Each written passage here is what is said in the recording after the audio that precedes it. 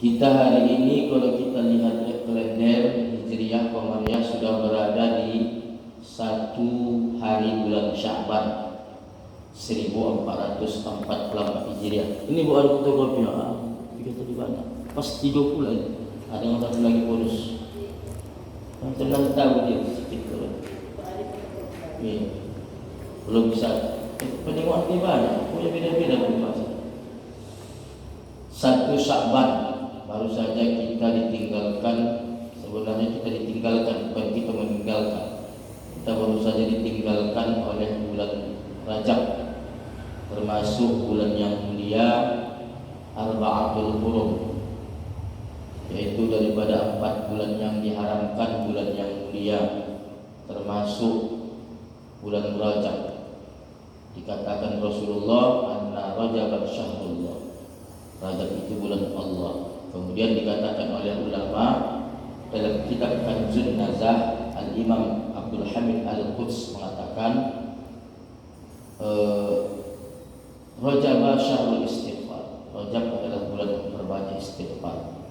Banyak amalan-amalan yang diberikan oleh guru-guru kita, termasuk yang kita kutip dari kitab kecil yang bernama Majmu' Syarif. Ada namanya istighfar Rajab. Kemudian mengawali membaca doa pada 1 Rajab yang diajarkan Rasul, Allahumma barik lana fi Rajab wa Sya'bana, atau Sya'ban wa barik lana Ramadan. Kemudian membaca istighfar Rabbighfirli warhamni wa tub alayya 70 kali ba'da salat asar menjelang maghrib, 70 kali ba'da salat subuh menjelang terbit matahari. Kemudian ada lagi amalan Sayyidul Istighfar, ya, Allahumma anta rabbi, dan seterusnya. Kemudian ada lagi khusus ba'da asar yang sudah disampaikan kan. Kemudian ada lagi 1 sampai 10 Rajab membaca zikir 100 kali subhanallah subhanallahi raufur rahim. Kalau 11 ke-20 membaca subhanallah hadis samad. Kalau 21 sampai 29 atau 30 subhanallahi apa yang terakhir Ustaz? Yang pertama subhanallahir rahim, subhanallah samad, subhanallah. Sudah lupa saya. Kalau kita amalkan pastikan itu, ya. Jadi subhanallahir rahim, subhanallah samad. Inilah perempuan. Nah, maka itu selesai. Rajab setelah berlalu, insyaallah kita amalkan itu semua, ya.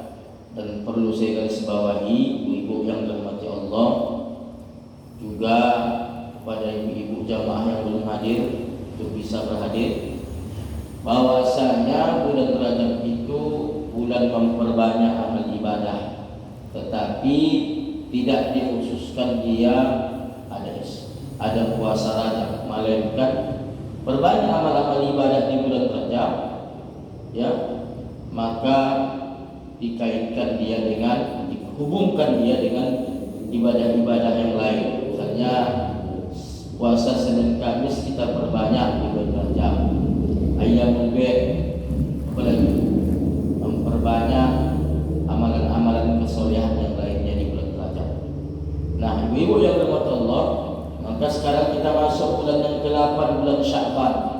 Bulan Sya'ban walaupun dia tidak termasuk daripada Arba'atul Hurum yang dikatakan Allah dalam surah Al-Ahzab tersebut, tetapi bulan Sya'ban juga termasuk bulan yang harus kita jaga momentum-momentum yang ada di dalamnya. Yang pertama, kita lihat ke fotokopi, kata Rasulullah, hadis dari Aisyah radhiyallahu anha wa ardhaha, kana yasumu Sya'bana kullahu, kana yasumu Sya'bana illa qalila. Ya, agak buram-buram fotokopi. Kata Rasulullah, kata Aisyah, Nabi biasa berpuasa pada bulan Sya'ban Sya'ban seluruhnya. Namun beliau berpuasa Sya'ban semuanya kecuali hanya sedikit hari saja. Maksudnya sedikit hari yang beliau tidak berpuasa pada. Sementara kalau masalah puasa Nabi di bulan Rajab, ada hadis mengatakan, aku melihat di bulan Rajab Nabi kadang berpuasa seolah-olah tidak berbuka. Tapi ada kalanya aku melihat Nabi di bulan Rajab sedang berbuka tapi tak puasa. Artinya apa? Nabi di bulan Rajab ada kalanya beliau memperbanyak amalan puasa sunnahnya di bulan Rajab, ada kalanya tidak demikian. Artinya apa? Maka yang mengatakan tidak ada puasa takhusus di bulan Rajab, melainkan puasa-puasa sunnah yang ada, yang biasa kita dawamkan, Senin Kamis, Nabi Daud, Ayyamul Bid, bahkan mempuasakan qadha atau mengqadhakan puasa yang tertinggal Ramadan, itu dilaksanakan kesempatan untuk mengqadha dosa dan puasa kita yang tertinggal mulailah bulan Rajab, bulan Sya'ban. Maka termasuklah kita sudah menghidupkan menghidupkan daripada bulan Rajab tersebut. Berbeda dengan memang puasa Sya'ban, ada dalil atau nas, baik itu dari hadis sendiri yang mengatakan Nabi memang lebih banyak, kata Sayyidah Aisyah radhiyallahu anha, istri beliau, memperbanyak puasanya di bulan Sya'ban. Kemudian yang kedua, ibu-ibu yang dirahmati Allah, memperbanyak amal ketaatan pada waktu-waktu yang banyak manusia lalai darinya. Apa dalilnya? Hadis Nasa'i, label hadis Hasan, kalau tadi label hadis Sahih. Apa kata Rasulullah? Zalika syahrun, ya, Sya'ban, ya, syahrul Sya'ban. Zalika syahrun yaqulu, itu begitu. Yaqulun nasu anhu baina Rajab wa Ramadan. Kata Rasul, bulan Sya'ban itu adalah bulan yang mana manusia banyak lalai. Kita inilah. Mengapa lalai? Anhu baina Rajab wa Ramadan. Ramadan, yaitu bulan antara Rajab dan Ramadan. Bulan Sya'ban lah. Bulan Rajab bulan ke-7, bulan Ramadan bulan ke-9, di antaranya itu bulan 8. Kenapa kata Rasul bulan Sya'ban itu banyak manusia yang lupa? Ya, bisa jadi kata para ulama, termasuk dalam pendapat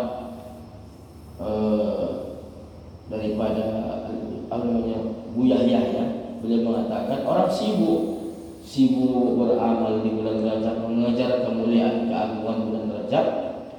Kemudian begitu masuk Sya'ban, anak memikirkan Ramadan, persiapan bulan puasa. Karena puasa fardu, kain lupa. Kalau itu oke lah.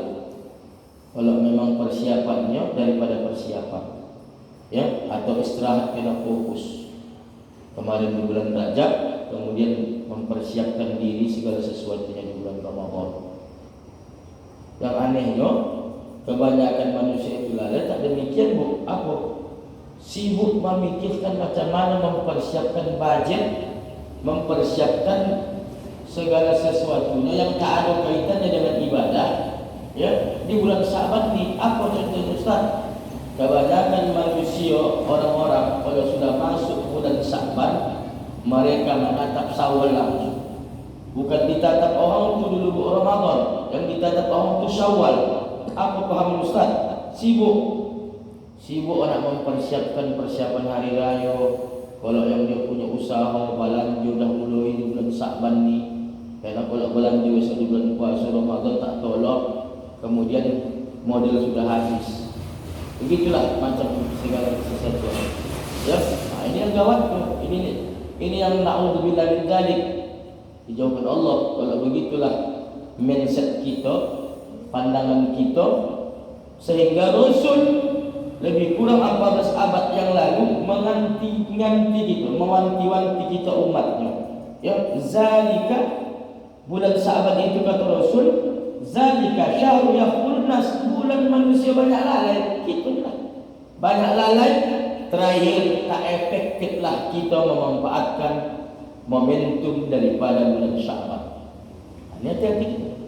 Karena dikatakan Rasulullah, Allahumma barik lana fi Rajab wa Sya'ban wa ballighna Ramadan. Ya, disebut Rasul juga dalam doa di bulan Sya'ban. Ya Allah, berkahi kami di bulan Rajab dan di bulan Sya'ban, dan sampaikan kami ke bulan Ramadan. Maka ibu, walaupun kita sudah masuk bulan Sya'ban, jangan diputus doa. Ada saya tengok di masjid, saya dengar, Allahumma barik lana fi Sya'ban. Apa diputus? Ya, kalau kita baca Allahumma barik lana fi Rajab wa Sya'ban, kita ikut Nabi. Wa ballighna Ramadan. Saya bilang tadi, kalau ditambah pun bisihati wal afiyati was salamah, tak mengikut Nabi. Jadi apa lagi dikurangi? Ya, Allahumma barik lana fi Sya'ban, dikurangi Rajab. Hadis, tak ada hadis, tidak ada pernah Nabi berdoa itu Allahumma barik lana fi Rajab dihapus.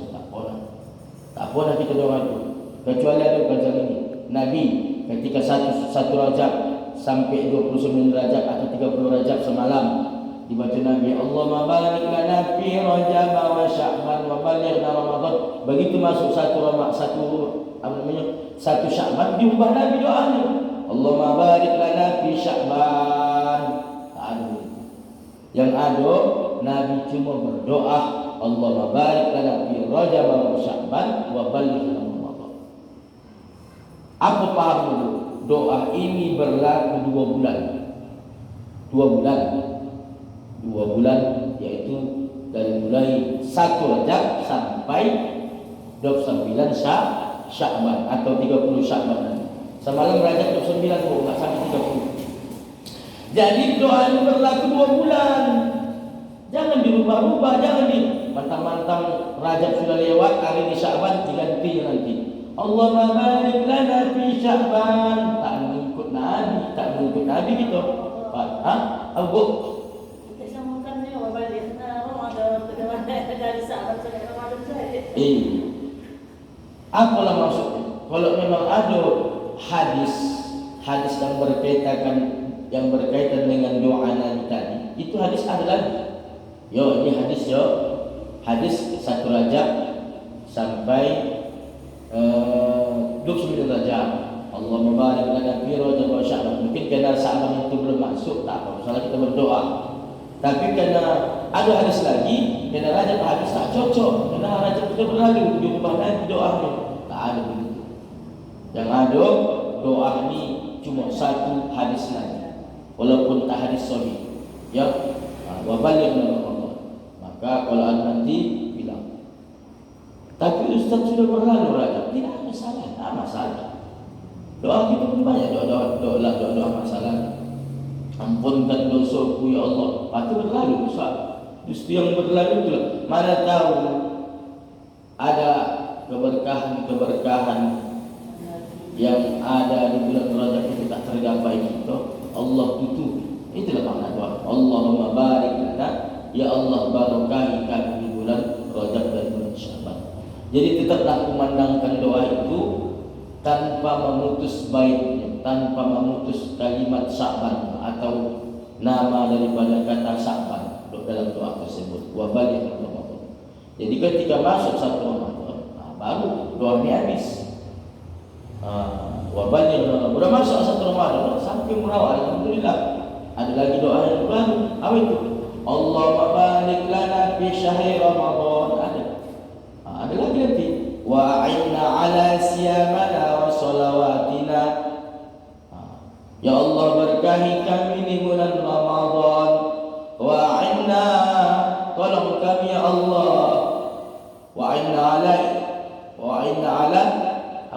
ibadina, tolong kami ya Allah dalam ibadah-ibadah kami, wa a'malina wa shalawatina, dalam solat-solat kami. Ya, innaka sami'ud du'a, itu boleh doa. Ya Allah, berkahi kami di bulan Ramadan. Karena doa Nabi tadi kan kita tidak ada di situ kalimat keberkahan, minta berkah di bulan Ramadan, cuma sampaikan umrah di bulan Ramadan. Itulah pula trik doa itu trik. Ya Allah, berkahi kami di bulan Rajab, berkahi kami di bulan Sya'ban, sampaikan umur kami ke bulan Ramadan.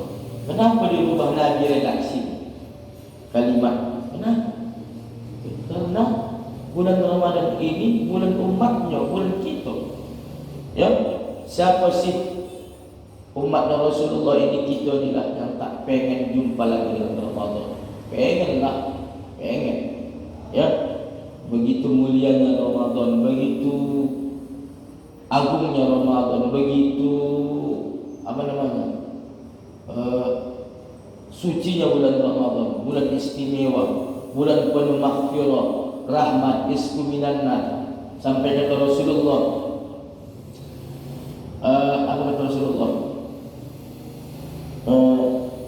yang kira-kira maknanya ya, andai umatku tahu tentang keistimewaan bulan Ramadan, pastilah mereka menginginkan seluruh bulan itu Ramadan. Ada baris ini, kira-kira makna demikian. Walau taro andai, walau taro bi ummati bi fadilatil Ramadan. Itu sudah kira-kira redaksi. Nanti hadis spesial yang kita bahas ya. Nah, ibu-ibu yang dirahmati Allah Subhanahu wa taala, maka bulan Sya'ban ini adalah bulan Rasulullah. Mana hadisnya? Anna Rajab syahrullah, Rajab itu bulan Allah, wa Sya'ban syahri, bulanku kata Rasul, wa Ramadan sahra ummati, bulan Ramadan itulah bulan umatku. Dikarenakan bulan Sya'ban merupakan mukaddimah untuk memasuki puasa Ramadan, ya, maka dianjurkan pula untuk banyak membaca Al-Quran dan bersedekah serta memperbanyak amalan-amalan Rasulullah. Hanya saja kita dilarang untuk melakukan puasa ketika sudah mendekati Sya'ban, kecuali jika kita sudah terbiasa puasa sebelumnya. Maka mohon maaf Bu, batas kita yang tak biasa melakukan puasa sunnah itu di 15 Sya'ban. Bagi kita yang tak biasa melaksanakan puasa Senin Kamis, puasa Nabi Daud, Ayyamul Bid, maka selesailah puasa kita di 15 Sya'ban. Maka puasa Sya'ban nanti, nisfu Sya'ban khususnya Bu, pilih dia 13, 14, 15. Tak mampu 14, 15. Tak mampu 15 sampai 15. Jangan ibu buat 14, 15, 16. Apalagi 15, 16. Cocok kalau kita tak terbiasa. Kecuali ibu kita itu terbiasa dengan puasa-puasa sunnah Senin Kamis. Kenapa? Karena sesudah nisfu Sya'ban pasti ada hari Senin, hari Kamis. Karena sesudah nisfu Sya'ban nanti tanggal 16 pasti bisa puasa Nabi Daud. Ya, tapi kalau Ayyamul Bid tak dapat lagi. Karena 13, 14, 15 itulah Ayyamul Bid. Kita pikir Ayyamul Bid itu pertengahan bulan itu Bu, supaya adil 14, 15, 16. Salah. Yang dikatakan dalam kalender Hijriah, yang dikatakan pertengahan bulan itu adalah Bu 15. Tapi kalau nak mengkorojokan puasa Ayyamul Bid, dianjurkan dia 13, 14, 15. 3 hari Ayyamul Bid.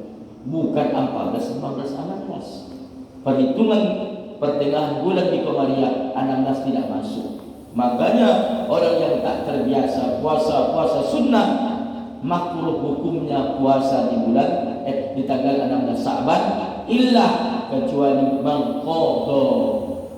Ya, kecuali mangqadha. Tapi kalau ibu sudah biasa, macam saudara-saudara kita, guru-guru kita, yang mereka biasa puasa 3 bulan berturut-turut, Rajab, Sa'ban, Ramadan, Ramadan, silakan. Atau yang biasanya melaksanakan Senin Kamis mulai dari 1 Muharram dan puasa Senin Kamis, lagi enten aku lagi dia memang terbiasa puasa sunnah Senin Kamis itu mulai dari pocik makin paten. Ini tidak tumben-tumbenan dapat nampaknya kawannya soal Senin Kamis, tapi timbullah gairahnya di bulan Sa'ban dibayar. Dia pun amak putus sejak Senin Kamis. Saya bilang sama orang itu juga, kalau tak biasa waktu Senin Kamis jangan. Kalau nanti sesudah diskusi Sa'ban tak boleh. Ada kan tumben-tumbenan begitu, semangat dia. Kurang bahasanya dia puasa 3 hari di bulan Sa'ban ni. 13, 14 ditambahnya lagi dengan puasa Senin Kamis. Berapa kali lagi dapat ni? 2 kali lagi atau 4 kali lagi atau 5 kali lagi, ditambah makruh hukum kalau tidak terbiasa. Apalagi sampai 29 Sa'ban. Kenapa begitu Ustaz? Karena orang yang tak terbiasa dikhawatirkan nanti fisiknya melemah, fisiknya tak kuat menghadapi puasa Ramadan yang ini adalah puasa wajib. Itu namanya puasa sunnah dapat, puasa wajib tak lepas. Logawan menggelinglah mereka. Sudah tahu. Ibu-ibu yang Allah tiga lagi ni teman-teman. Kemudian memperbanyak amalan soleh. Kenapa? Sebab pada bulan Sya'ban amalan-amalan seluruh manusia anak cucu Adam akan diangkat ke hadirat Allah kepada Allah Subhanahu wa taala. Berdasarkan hadis Rasul juga level hadisnya Hasan. Apa tu, Bu? Ya Rasulullah, kenapa kau berpuasa di malam nisfu Sa'ban atau di nisfu Sa'ban? Apa kata Rasulullah? Huwa syahrun, bulan Sa'ban itu huwa syahrun turfa'un, diangkat seluruh amalan anak cucu Adam ila Rabbil Alamin, kehadirat Allah Tuhan semesta alam. Fa'ajib, maka ketika aku ingin ketika amalanku diangkat, ayufa amali, diangkat kehadirat Allah Rabbul Alamin, wa ana shaim, bertepatan atau pas pula aku sedang berpuasa, tepatnya puasa nisfu Sya'ban. Jadi Bu, amalan kita, Bu, catatan amal kita, rapor nilai ibadah amal kita ada diangkat model sejumat sekali. Katakan kalau sejumat sekali itu yaitu hari Kamis. Ada model sebulan sekali, yaitu pada pertengahan bulan, sebagian mengatakan akhir bulan. Ada yang model laporan catatan nilai kita, ibadah kita, rapor ibadah kita, amal kita baik fardu maupun wajib, itu diangkat ketika malam nisfu Sya'ban. Yang jelas catatan kita mulai dari 16 Sya'ban 1443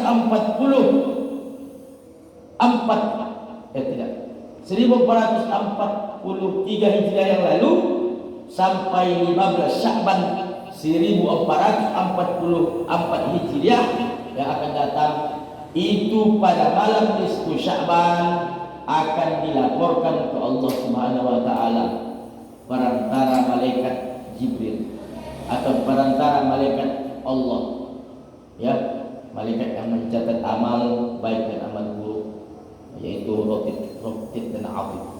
Ya, Ustaz, tapi Allah itu Maha Kuasa. Tahunya dia kan? Betulnya itu Allah itu Maha Kuasa, tapi begitulah Allah membesarkan zatnya. Gampang sama Allah. Tahu dah Allah catatan amal kita. Tapi itulah untuk menaikkan gairah kita. Apa kata Rasul? Kalau yang dicatat Allah saja kan tak ada pahala. Biasanya itu kan amalan kita selama ini pun, ya, tahunya Allah.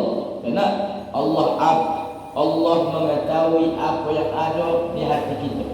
Inna Allah yanzuru ila suwarikum wa ajsamikum walakin yanzuru ila qulubikum wa a'malikum. Allah tidak pernah melihat bentuk rupa kamu, ya, kulit kamu, ketampanan kamu, suku kamu, melainkan Allah melihat kepada hatimu dan amalmu. Tahu Allah apa yang dalam hati kita ni, Allah tahu. Jadi kenapa begitu? Itulah Allah untuk mentakzimkan dirinya, liqudrati, ta'ziman liqudrati, membesarkan kudratnya, ketentuannya. Bahwasanya kata Rasul, ya, beramallah kamu di malam minggu Sya'ban. Mengapa? Karena pada malam itu seluruh rangkaian catatan amal ibadah kita selama setahun itu akan dilaporkan. Maka ketika amalanku diangkat ke hadirat Allah, kata Rasul, wa ana shaim, kebetulan aku sedang berpuasa. Apa itu kita terus? Mudah-mudahan. Kenapa? Karena puasa itu termasuk amalan-amalan yang mencontoh Allah. Puasa ini termasuk ibadah yang meniru Allah. Apa pahamnya Ustaz? Karena Allah dan malaikat-malaikatnya dan makhluk-makhluk gaib, khaib lainnya tidak macam kita manusia butuh makan. Maka puasa itu termasuk menurut sifat Allah, perbuatan Allah, yaitu tidak makan dan tidak minum, walaupun ada limited edition bawa begitu.